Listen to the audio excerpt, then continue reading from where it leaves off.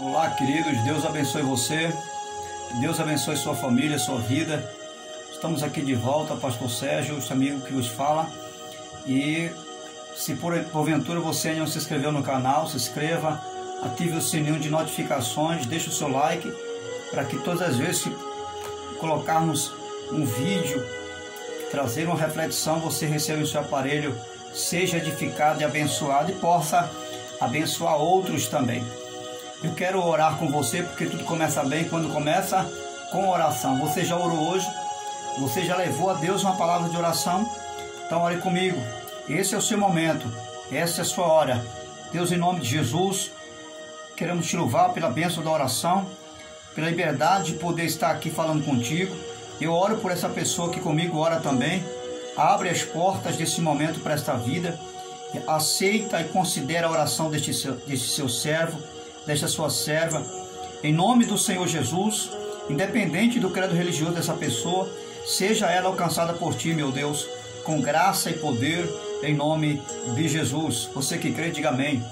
Muito bem, eu quero iniciar essa reflexão fazendo uma pergunta para mim e para você.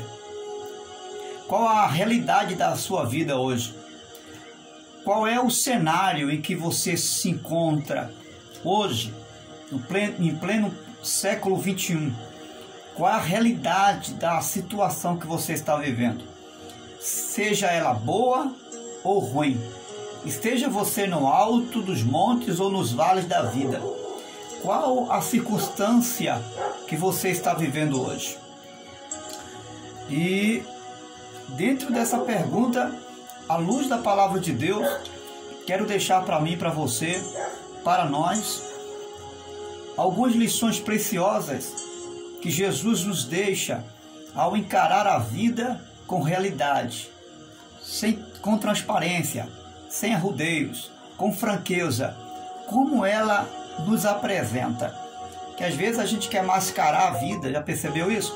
De vez em quando a gente quer fazer alguns arrudeios, a gente quer interpelar a vida com contratempos, mascarar, fazer de conta, fingir que não está acontecendo isso, fingir que não está acontecendo aquilo. Mas Jesus nos dá uma receita. Ele vai nos ensinar como nós devemos nos portar diante da realidade da vida, esteja ela nos trazendo bons momentos ou maus momentos, esteja ela nos trazendo tristezas ou alegrias, esteja ela nos confrontando ou não. Jesus vai nos trazer lições maravilhosas e lições que vai nos fazer vencer toda e qualquer circunstância da vida. A primeira pergunta, a primeira questão em pauta em relação à realidade da vida que vivemos hoje é: que realidade eu e você estamos vivendo? Estamos vivendo um tempo de censura ao que é certo? Será que você está vivendo esse tempo? Será que estamos vivendo um tempo onde as pessoas estão limitando nós fazermos aquilo que é certo? Será que é esse tempo aí que estamos vivendo? E se formos olhar direitinho, estamos vivendo uma realidade que é um fato. Estão colocando censura no que diz respeito àquilo que é certo. Exemplo, estão nos confrontando e dizendo que a igreja não é algo essencial, não é? Você está vendo aí, né? A mídia e enfim o governador está colocando estampado aí que a igreja não é algo essencial, ou seja, está nos limitando a fazer aquilo que é certo. Como Jesus se deparava diante dessa situação? Ou quem sabe alguém está limitando você a fazer aquilo que é certo em alguma outra área? Como Jesus se comportaria vivendo essa realidade que eu e você estamos vivendo hoje? Lucas capítulo 6, versículo 12 vai dizer a seguinte expressão: num daqueles dias, Jesus saiu para o monte a fim de orar e passou a noite orando a Deus. O texto sagrado diz, num daqueles dias.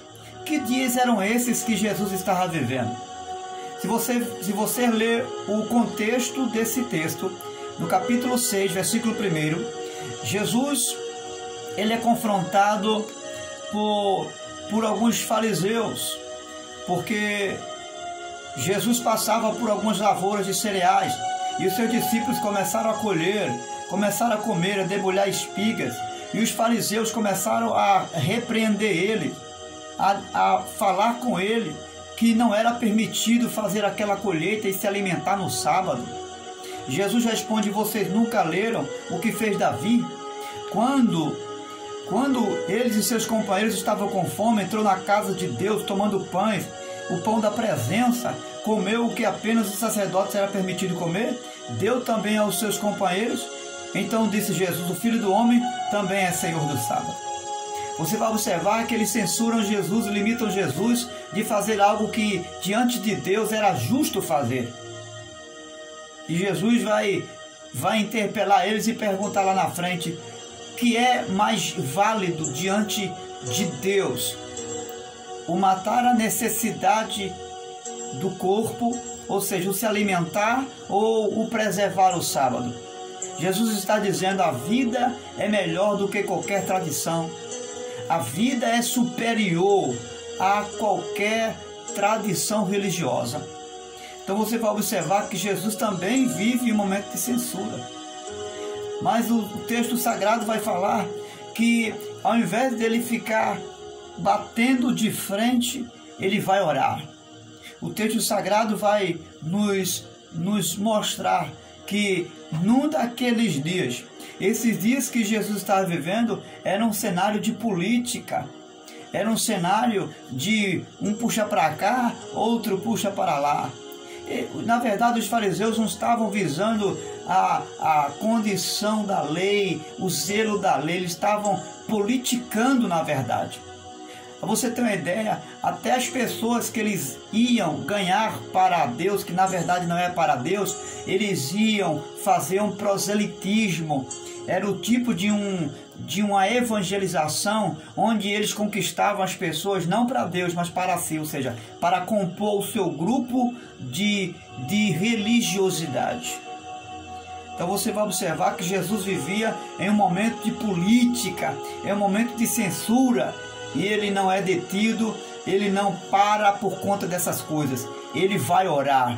O que Deus está dizendo para mim e para você é que nesse momento de censura, de limites, não existe coisa melhor para mim e para você fazer do que viver uma vida de oração. É isso que eu e você precisamos fazer. Vamos orar, e vamos orar com intensidade. Não se limite às circunstâncias que você não está podendo fazer.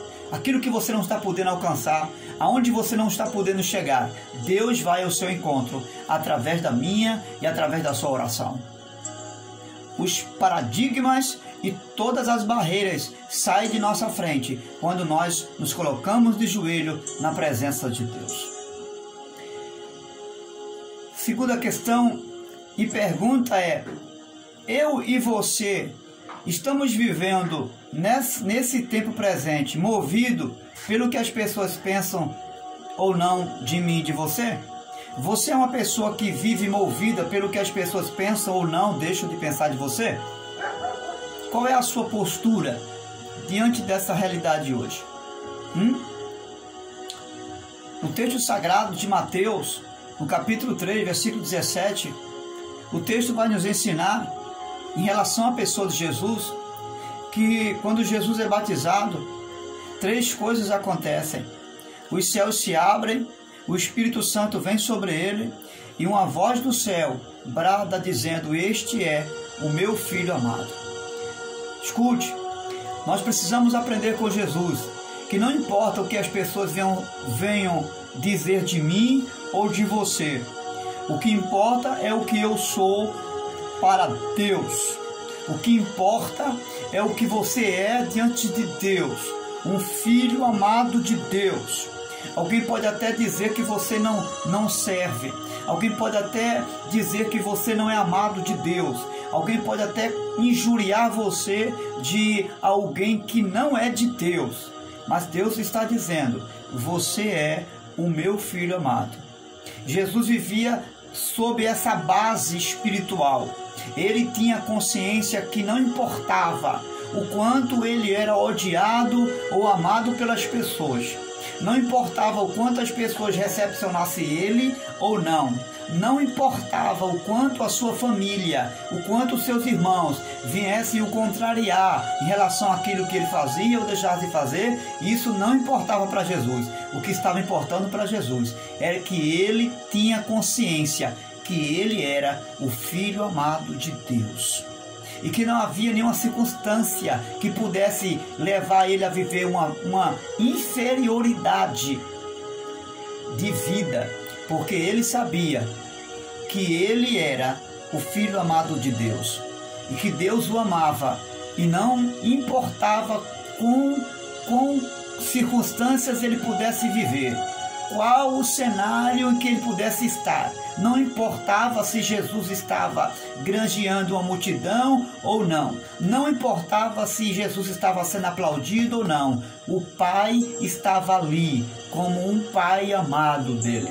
E ele estava ali como Filho amado. Isso era a base de um ministério e de uma vida salutar de Jesus.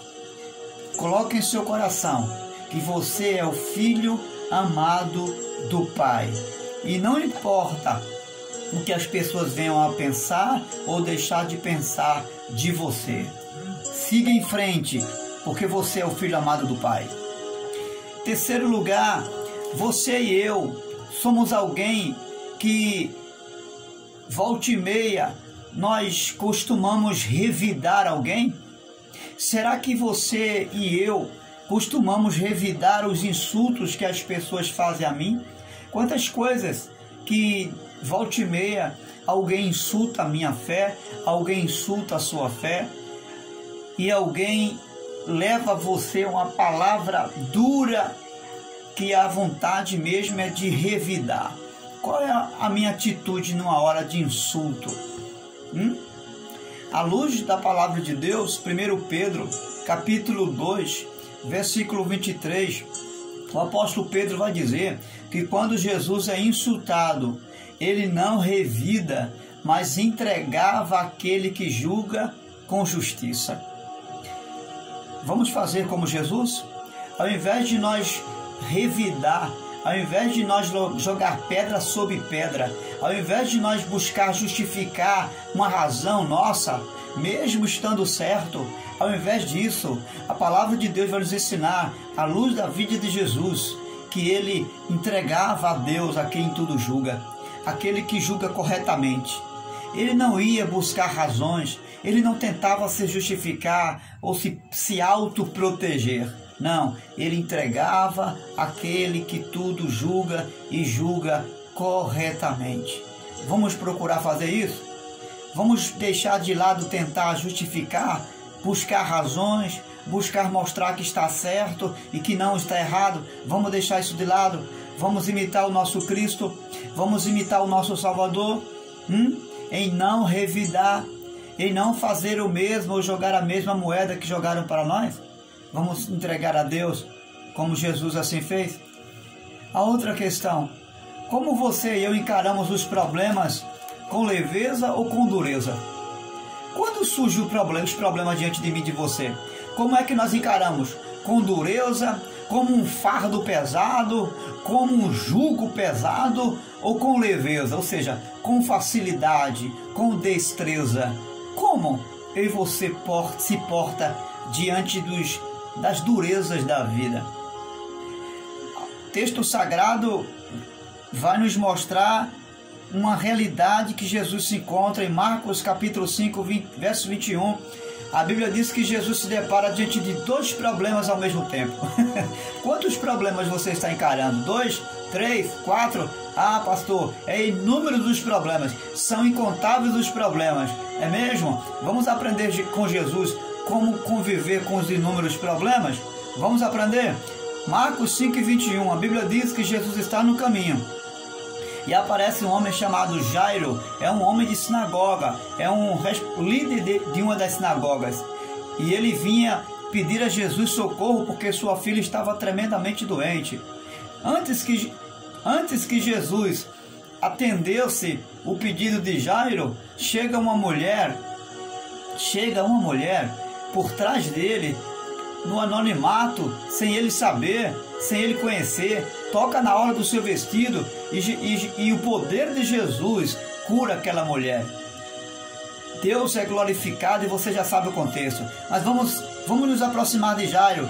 Mais adiante, quando esse milagre acontece, Jesus atende Jairo, e quando no caminho em que Jesus vai ao encontro da filha de Jairo que está enferma, ao recepcionar Jairo, Jairo disse: crê tão somente, não temas. Mais adiante, os servos de Jairo chegam e dizem: Jairo, não incomodes mais o mestre, porque tua filha já morreu. Escute, Jesus, ele não se espanta com aquele comportamento do servo que diz que a sua filha já morreu. Jesus olha para Jairo com o semblante, é claro, de Jairo já triste, e ele diz: não tema, Jairo, não tenha medo, apenas creia.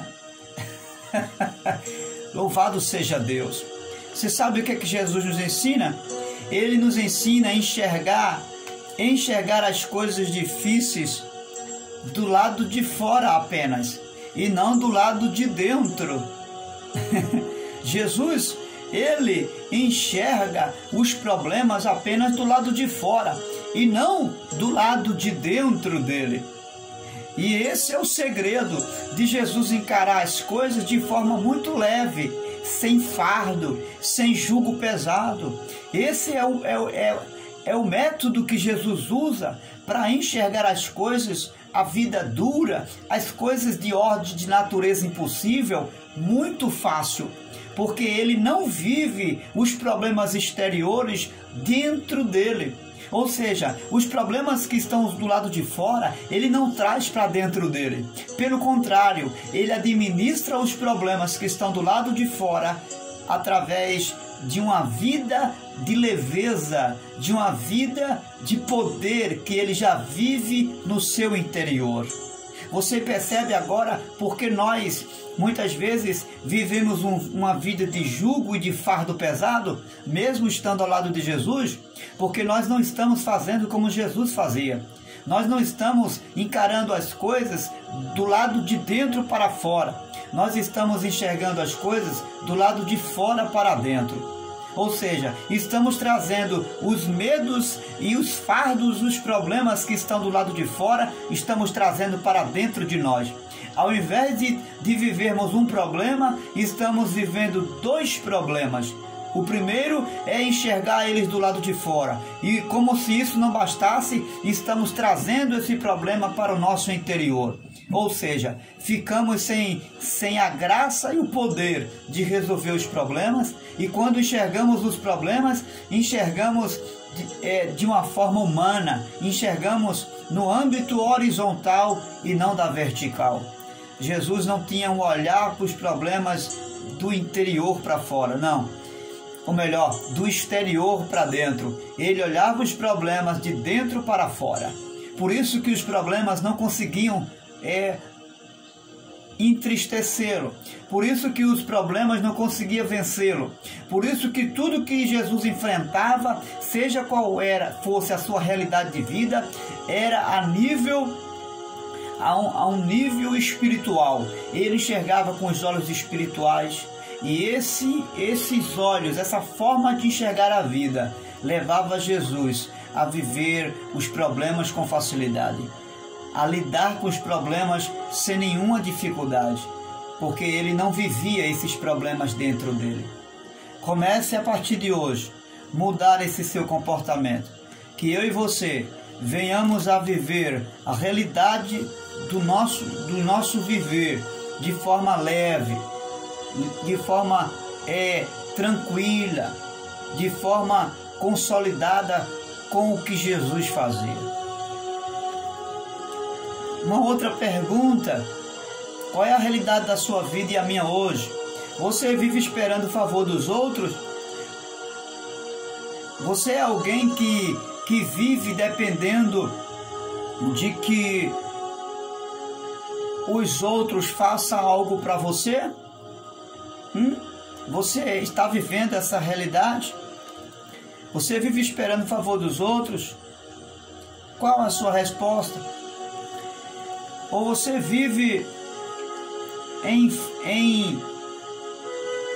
função de agradar A ou B, ou em função de fazer a vontade da multidão? Qual a sua realidade hoje? Qual a sua perspectiva de vida em todos os aspectos? O que você faz é para agradar A, B, é para chamar a atenção da multidão? O que você faz está ligado? Qual é a motivação daquilo que você faz? Qual é a razão? Qual é a circunstância que leva você a fazer ou deixar de fazer, ou viver ou deixar de viver a vida? O texto sagrado em João, no capítulo 6 e versículo 38, Jesus vai dizer uma expressão bem interessante. Ele disse que veio para fazer a vontade do Pai. Tanto a mãe de Jesus quanto os irmãos vão atrás de Jesus. Ele está dentro de uma casa cultuando, ensinando. E chamam ele e diz: olha, tua mãe e teus irmãos estão te chamando. E Jesus manda um recado: olha, minha mãe, meu pai, meus irmãos são aqueles que fazem a vontade de meu Pai que está nos céus. Jesus está dizendo que ele tem um compromisso, e um único compromisso com o Pai. Que o compromisso dele é com aqueles que fazem a vontade do Pai. Observe que Jesus ele tem um linear de vida. Ele inclina-se para uma única pessoa, não para a multidão, não para A, para B. Ele não está preocupado em função, vivendo em função de agradar a mãe, pai e irmãos. Não, ele vive em função de agradar uma única pessoa, a vontade de Deus. E tudo que ele faz é em função de chamar a atenção de uma única pessoa, o Pai que está diante dele. Ele não vive em função de chamar a atenção da multidão que lhe cerca, nem dos espectadores que estão lhe observando com outras motivações. Não, não. Ele só tem uma motivação para viver: fazer a vontade de Deus. Quem sabe você está vivendo uma vida frustrada, porque você tem feito algo para chamar a atenção das pessoas. Porque quem sabe você tem ficado triste porque quando posta alguma coisa, quando faz alguma coisa na igreja, quando deixa de fazer, as pessoas, você não consegue chamar a atenção das pessoas. Você já observou que tem pessoas que colocam a foto numa rede social esperando ser curtido por alguém? Tem outros que abrem uma rede social e busca milhões e milhões de pessoas para segui-lo. Outros buscam seguidores. E isso afaga, isso traz uma certa massagem para o coração de muita gente.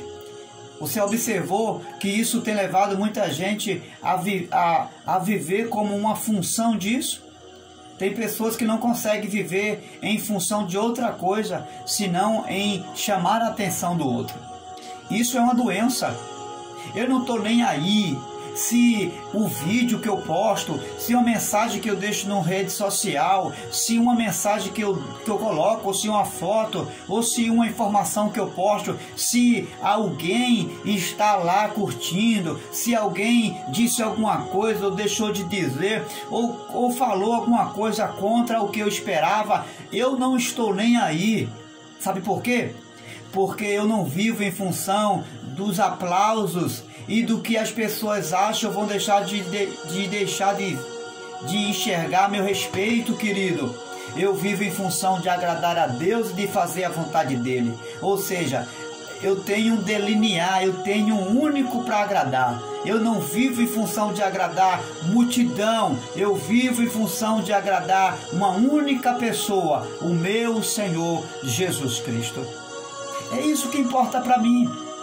Se você quer viver uma vida de acordo com a vontade de Deus, acabe com esse negócio de estar vivendo em função de que alguém enxergue você. Não importa se você está sendo visto pelo pastor, deixa de ser visto pelo pastor, se a igreja, ou se o seu vizinho, se a sua família, se o seu pai, se sua mãe, não importa se você não está conseguindo chamar a atenção do público, da massa, não interessa. O que importa é que você chame a atenção de uma única pessoa, a atenção do Pai, a um filho amado que é você. Quando você se tratar disso, quando você for curado disso, você vai viver uma nova realidade de vida. A sua vida, a sua expectativa de vida vai ser outra. E esse fardo que está sobre você, de viver em função de chamar a atenção das pessoas,